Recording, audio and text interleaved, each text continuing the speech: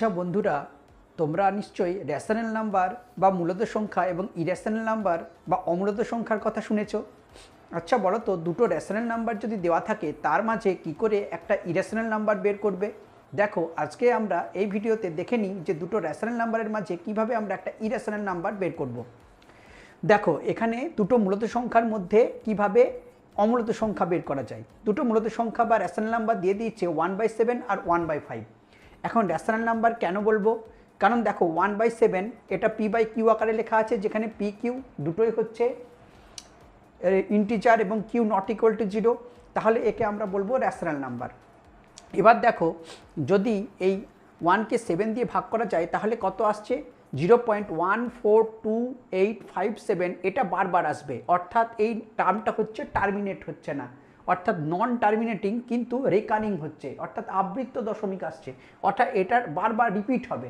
তাহলে এরকম যদি রিপিটিং ডেসিমাল হয় তাহলে সেটা মূলত সংখ্যা হবে বা রেশনাল নাম্বার হবে। আবার দেখো, 1/5 আরেকটা সংখ্যা আছে, সেটাও একটা রেশনাল নাম্বার। একে 1কে 5 দিয়ে ভাগ করে হয়েছে 0.2, অর্থাৎ এখানে টার্মিনেট করে গেছে।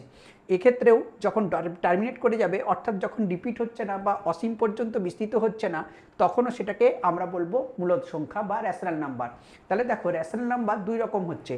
একটা যদি টার্মিনেট না করে কিন্তু যদি রেকার করে বা যদি বারবার রিপিট করে, তখনও আমরা তাকে বলবো, অর্থাৎ নির্দিষ্ট সময় অন্তর পর্যায়ক্রমে যদি পিরিয়ডিকভাবে সেটা রিপিট করে তবে তাকে আমরা বলবো মূলত সংখ্যা বা রেশনাল নাম্বার। আবার যদি টার্মিনেট করে যায় তখনও তাকে বলবো রেশনাল নাম্বার। তাহলে ইরেশনাল নাম্বার কখন হবে?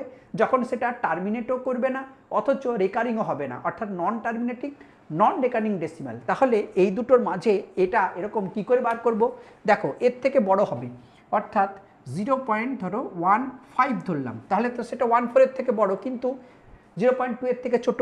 এবার দেখো, এর সঙ্গে একটা 0 লিখলাম, এবার ধরো 1 লিখলাম, এবার 0 0 তারপরে 1 লিখলাম, এবার ধরো 0 0 0 1 লিখলাম। এইভাবে যদি চলতে থাকে তাহলে দেখো, এখানে জিরোটা কিন্তু নির্দিষ্ট সময় অন্তর আসছে না, এখানে কোনো নন টার্মিনেটিং হচ্ছে এবং নন রেকারিং হচ্ছে বা নন রিপিটিং হচ্ছে, অর্থাৎ এটা হচ্ছে একটা এমন একটা ইরেশনাল নাম্বার যেটা এটা আর এটা এই একের সাথে আর একের পাশের মাঝখানে থাকছে। ঠিক তেমনই আমরা যদি এটাকে 0.16 লিখি, তারপরে ধরো 1 লিখলাম, দিয়ে 2 লিখলাম, 1 1 দিয়ে 2 লিখলাম, 1 1 1 দিয়ে 2 লিখলাম। এইভাবে আমরা এরকম অসংখ্য ইরেশনাল নাম্বার এই দুটো রেশনাল নাম্বারের মাঝে বের করতে পারি। Thank you.